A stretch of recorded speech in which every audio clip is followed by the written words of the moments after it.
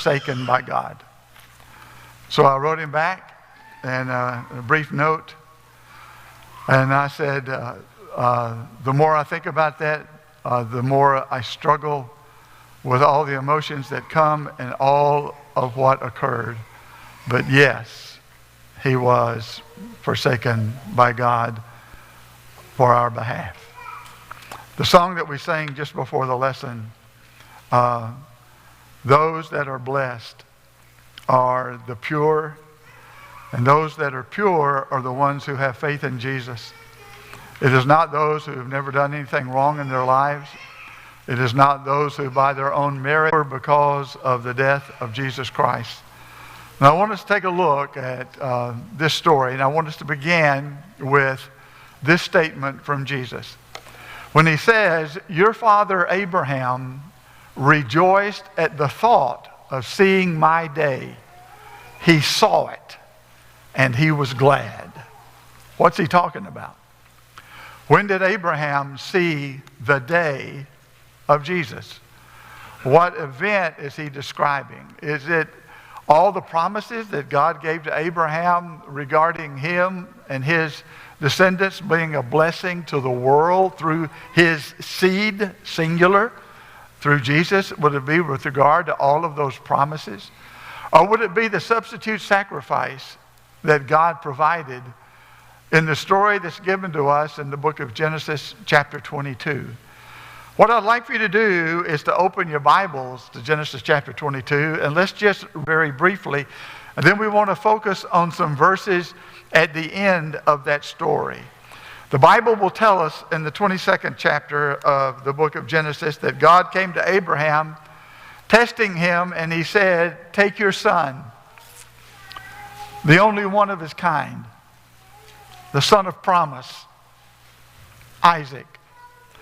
I want you to take him, and I want you to go to the region of Moriah, which would be in the area of Jerusalem, what would become Jerusalem mountain, and I want you to take your son up on that mountain and offer him as a sacrifice to me. The Bible doesn't go into any detail with regard to the struggle that Abraham is having, but the book of Hebrews does. And the book of Hebrews tells us that Abraham decides in his own mind, because God had made him a promise, that he was going to have children through Isaac, descendants through Isaac, that God must be going to raise him back from the dead after he had been sacrificed. So early the next morning, Abraham gets up. He cuts the wood in order to have the fire. And he and some of his servants take the donkeys, and they go a 3 days journey to that mountain. When they get within sight of the mountain, Abraham stops and he tells his servants, you wait here for us. The boy and I will go there, and we will offer a sacrifice to God, and we will come back to you. He puts all of the wood on Isaac. He carries the fire and the knife, and they walk to the mountain. On the way up the mountain, Isaac looks at his dad and he says, Father? And Abraham says, yes, my son. And he says, we have the fire and we have the wood, but where is the sacrifice for the burnt offering? And Abraham said to him, the Lord will provide the sacrifice. So they go to the mountain, and Abraham builds the altar. When he builds the altar, he lays the wood on the altar. And then he binds his son, and he puts his son on the wood. It's amazing to me, there is no recording of anything said, any conversation. Abraham shared with Isaac on the way up what his thoughts were about what God was going to do. We have no record of that, no idea of it. But Abraham took his son, he tied him up, he laid him on the wood, and he raised a knife in order to take his son's life. And then the voice of God. Abraham, Abraham. Yes, Lord. Now I know. Now I know that you honor me more than anything. because you have not withheld your only son from me. And then Abraham notices the ram that is caught in the thicket.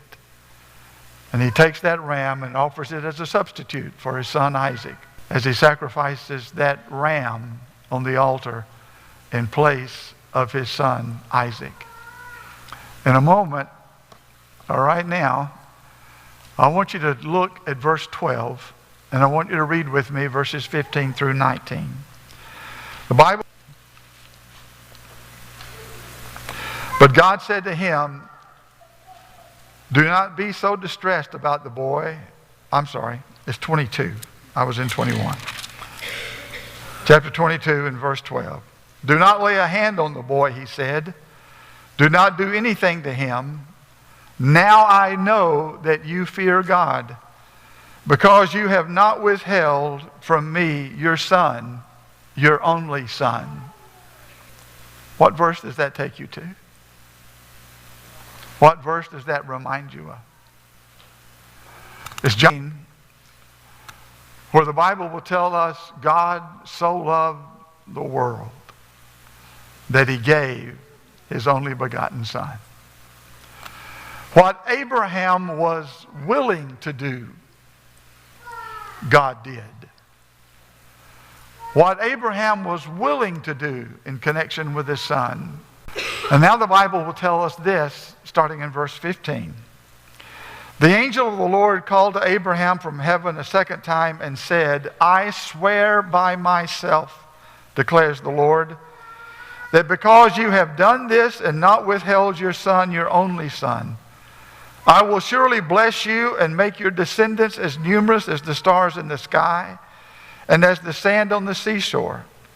Your descendants will take possession of the cities of their enemies, and through your offspring, all nations on earth will be blessed, because you have obeyed. Then Abraham returned to his servants. They set off together for Beersheba, and Abraham stayed in Beersheba. What Abraham was willing to do, God has done. And God has offered up his son. It's interesting. Let me do a side note for a second. I never can read this chapter. And one of the ladies in the congregation came up to me after we had talked about Genesis 22, and she said to me, you should never give a lesson on that verse again. And the reason she said